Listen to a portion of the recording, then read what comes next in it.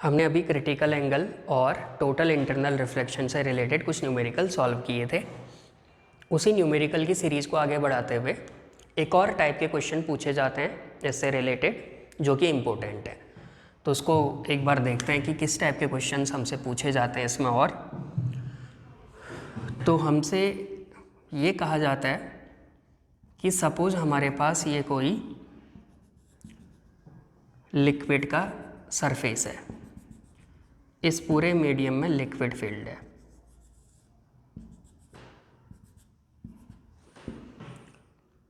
और इस लिक्विड की सरफेस की जो हाइट है बॉटम से वो h हाइट तक है, मतलब h हाइट तक लिक्विड फील्ड है। इस लिक्विड का रिफ्रैक्टिव इंडेक्स दिया है म्यू। इस लिक्विड के बॉटम पर, इस बॉटम पर एक पॉइंट सोर्स ऑफ लाइट है। यहाँ पर एक लाइट का सोर्स है, इसको लिख देता हूँ एस है पॉइंट सोर्स ऑफ लाइट। और भी अच्छा नाम है इसका बोलें तो इसका पूरा नाम है isotropic point source of light. Isotropic point source of light का मतलब ये लाइट के सोर्स से जो रेज निकल रही हैं वो हर डायरेक्शन में जाएंगी।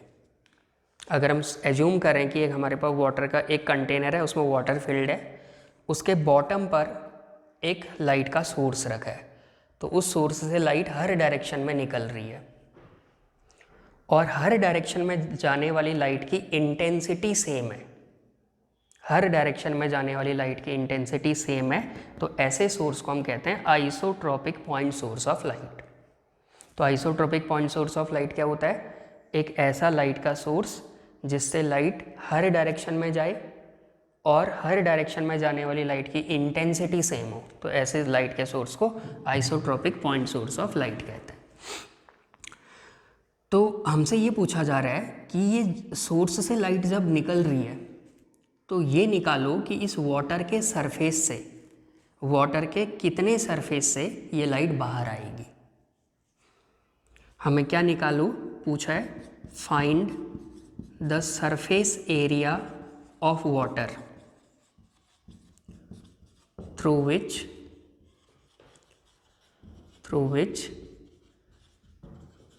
light can emerge out।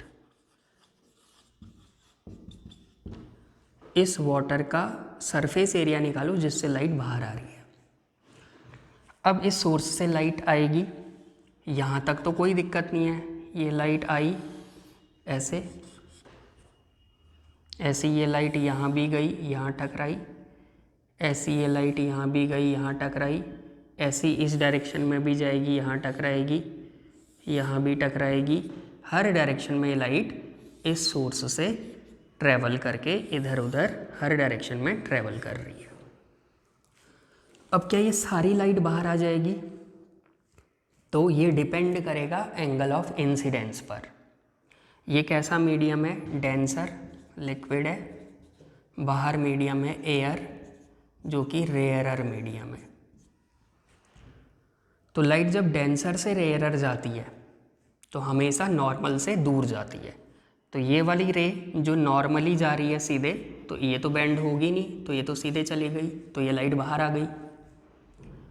इधर जाने वाली लाइट यहाँ पर टकराई है, यहाँ पर हमने नॉर्मल बनाया, ये इसका एंगल ऑफ इंसिडेंस है आई, तो ये बेंड होगी, एयर में जा रही है, तो डेंसर से रेयरर, तो अवे फ्रॉम नॉर्मल ऐसे चली गई, ये इसका एंगल ऑफ रिफ्रैक्शन। ऐसी जो इधर रे गई है यहाँ टकराई, ये नॉर्मल,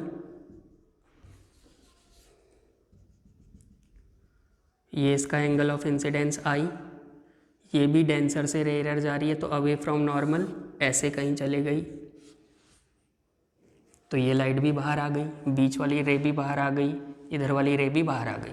अब इसको देखते हैं, ये रे यहाँ पर टकराई है, यहाँ पर मैंने नॉर्मल बनाया, इसका ये एंगल ऑफ इंसिडेंस है जो कि इससे ज़्यादा है।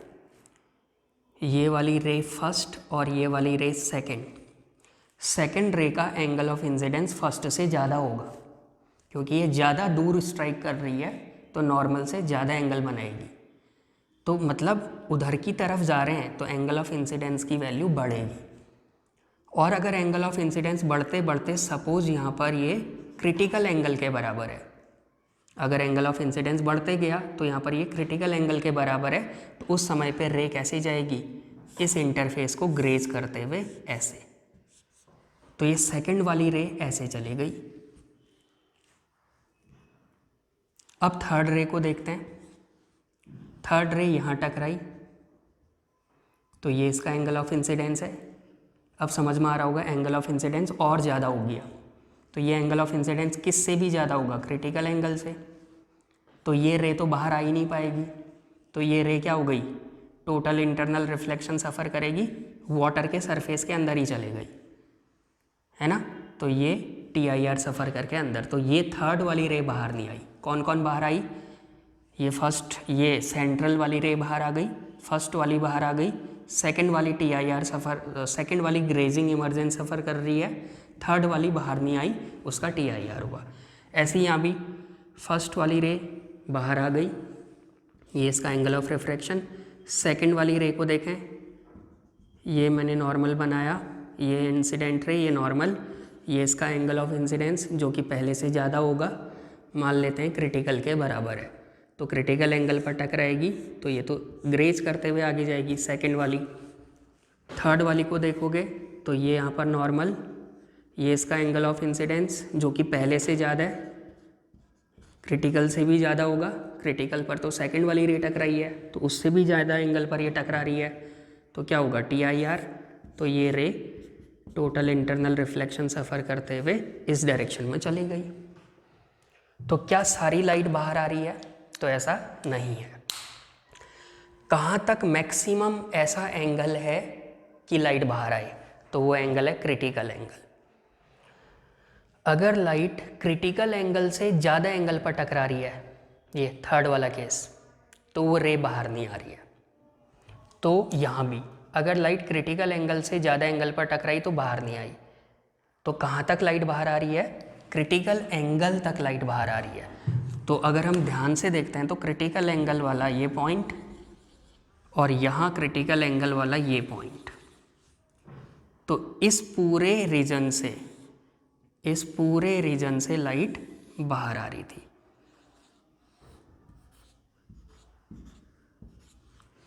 तो ये वो एरिया है वाटर का जहाँ से लाइट बाहर आई है। ये पूरा सरफेस वो सरफेस है जहाँ से लाइट बाहर, ये कोन टाइप का बन रहा है, ये कोन टाइप का बन रहा है। तो ये वाला सरफेस है वाटर का, इतने सरफेस एरिया से लाइट बाहर आई है। इसके बीच में भी अगर लाइट यहाँ कहीं टकराई होगी तो ये भी बाहर आएगी, यहाँ भी अगर कहीं लाइट टकराई होगी तो ये भी कहीं ऐसे बाहर आएगी।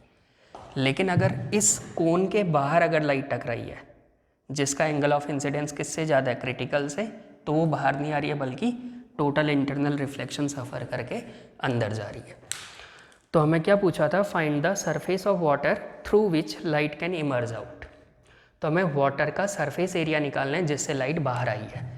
तो ये वो एरिया है, इस एरिया से लाइट बाहर आई है, तो हमें ये एरिया निकालना है। तो ये एक सर्कल है, इसका एरिया हमें फाइंड आउट करना है, तो हमें रेडियस ही होगी, सर्कल का एरिया πr², तो हमें ये रेडियस निकालनी पड़ेगी, ये इसकी रेडियस है। तो ये रेडियस कैलकुलेट कैसे करेंगे, इसके लिए हम काम करते हैं। तो मान लेते हैं ये हमारे पास वाटर का सरफेस था,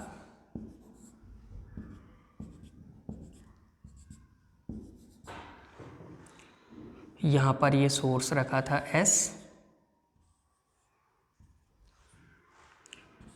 इस वाटर सरफेस की डेप्थ या हाइट h थी, इसका रिफ्रैक्टिव इंडेक्स म्यू था।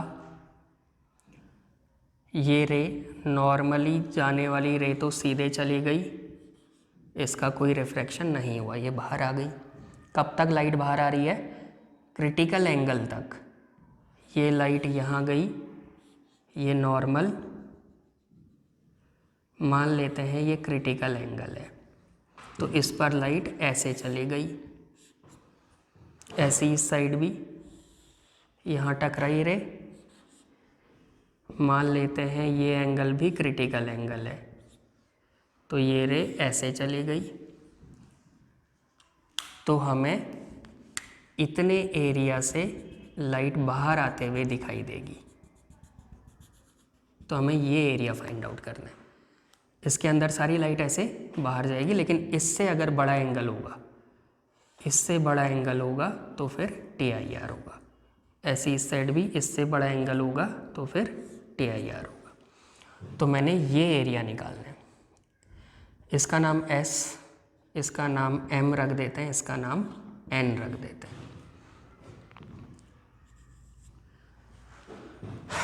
तो यहाँ पर देखो angle of incidence critical angle के बराबर है और रिफ्रैक्टिव इंडेक्स हमें दिया है म्यू। तो हम जानते हैं बाहर मीडियम है air, since sine IC equal to क्या होता है, mu rarer upon mu denser. Rarer medium कौन है, एयर, एयर का रिफ्रैक्टिव इंडेक्स 1, डेंसर मीडियम यहाँ पर जो भी है इसका रिफ्रैक्टिव इंडेक्स म्यू। तो साइन IC को हम क्या लिख सकते हैं, 1/μ। इक्वेशन फर्स्ट, साइन IC किसके इक्वल भी होता है, परपेंडिकुलर अपॉन हाइपोटेनियस। तो अगर मैं एक ट्रायंगल एज्यूम करूं, ये एक ट्रायंगल मैंने बनाया, ये एंगल है IC, तो ये परपेंडिकुलर, ये हाइपोटेनियस, ये बेस। तो साइन IC कितना है, 1/μ, यानी कि 1 परपेंडिकुलर और mu hypotenuse. Perpendicular 1, hypotenuse mu, 1/μ। तो बेस कितना आ जाएगा, under root of mu square minus 1, Pythagoras theorem से। साइन IC हमें पता है 1/μ है, तो मैंने पाइथागोरस थ्योरम लगाई, बेस आ गया under root mu square minus 1। तो क्या यहाँ से हम tan IC निकाल सकते हैं? तो अगर मैं यहाँ से इस ट्रायंगल की हेल्प से tan IC निकालूँ, tan IC होता है परपेंडिकुलर अपॉन बेस। परपेंडिकुलर है 1, बेस है under root mu square minus 1, तो 1/√μ स्क्वायर माइनस 1। ये मैंने कहाँ से निकाला, फ्रॉम ट्रायंगल। जो ये ट्रायंगल मैंने बनाया इससे मैंने tan IC निकाला। अब हम इस डायग्राम में जाते हैं और एक ट्रायंगल देखो, ट्रायंगल SMN। तो इन ट्रायंगल SMN ये एंगल अगर IC है तो ये वाला जो एंगल है ये भी कितना होगा, IC। अल्टरनेट एंगल है, ये Z बन रहा है, तो ये IC है तो ये भी IC होगा। तो इस SMN ट्रायंगल में ये ऐसा ट्रायंगल है SMN, ये एंगल है IC। ये S से लेके M तक ये कितना होगा, SM वाली साइड H के बराबर, SM कितना है, H। तो यहाँ से tan IC निकाल सकते हैं क्या, ट्रायंगल से अगर tan IC निकालें तो tan IC equal to perpendicular कितने हैं, R upon H। Equation third, तो इक्वेशन सेकंड और इक्वेशन थर्ड को अगर देखते हैं तो दोनों से tan IC की वैल्यू इक्वल आनी चाहिए। वहाँ भी tan IC निकाला, यहाँ भी tan IC, तो दोनों की वैल्यू इक्वल। तो from equation second and equation third, 1/√μ square minus 1, वहाँ से tan IC इतना आया था, यहाँ से tan IC आया था R अपॉन H।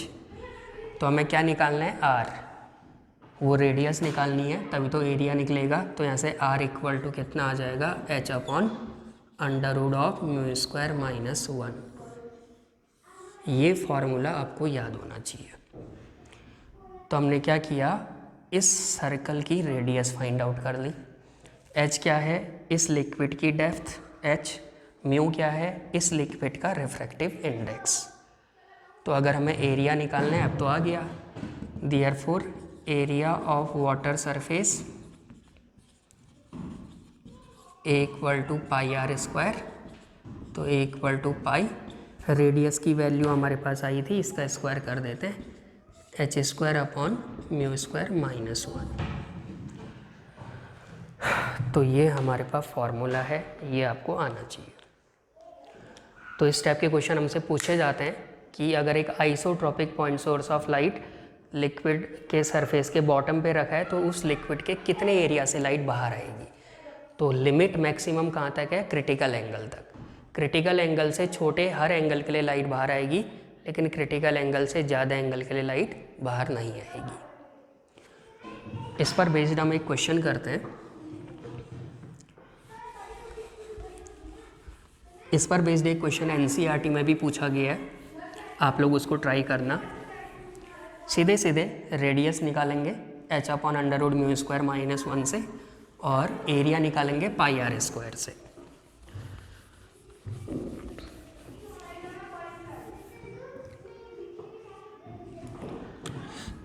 मान लो हमें एक कंटेनर दिया है, इस कंटेनर में एक लिक्विड फील्ड है, वाटर नहीं है, नॉर्मल कोई भी लिक्विड फील्ड है। इस लिक्विड के बॉटम पर ये पॉइंट सोर्स ऑफ लाइट है, वही isotropic point source of light.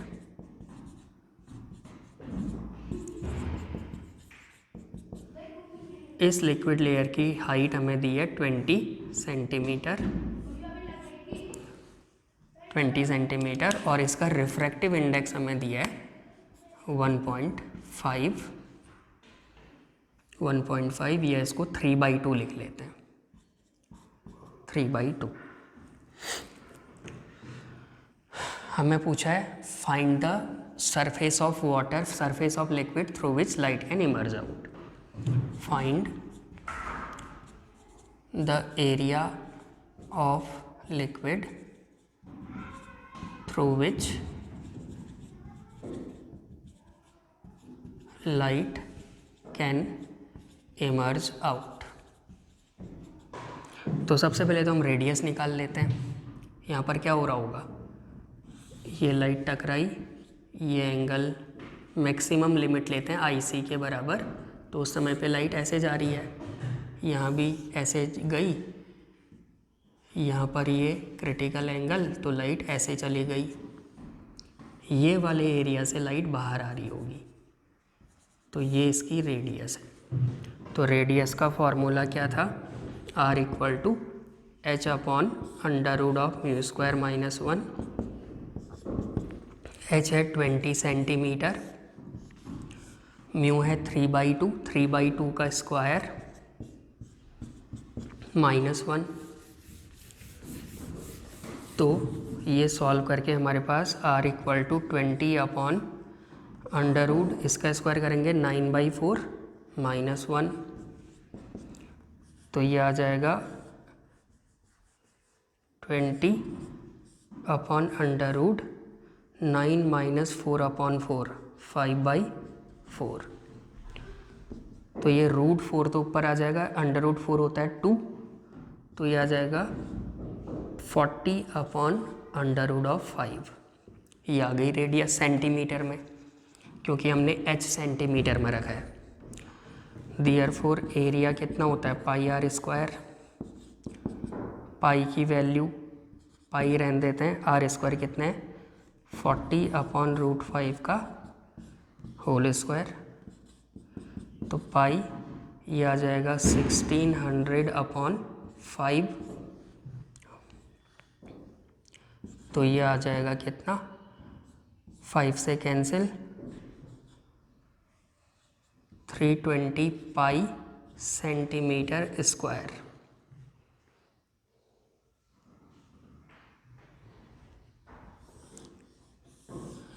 आप चाहें तो यहाँ पर पाई की वैल्यू को रख के भी इसको सॉल्व कर सकते हैं। तो इस टाइप के क्वेश्चन इससे पूछे जाते हैं। बाकी इस टाइप के क्वेश्चन आप प्रैक्टिस भी करना, तो बाकी समझ में आएंगे।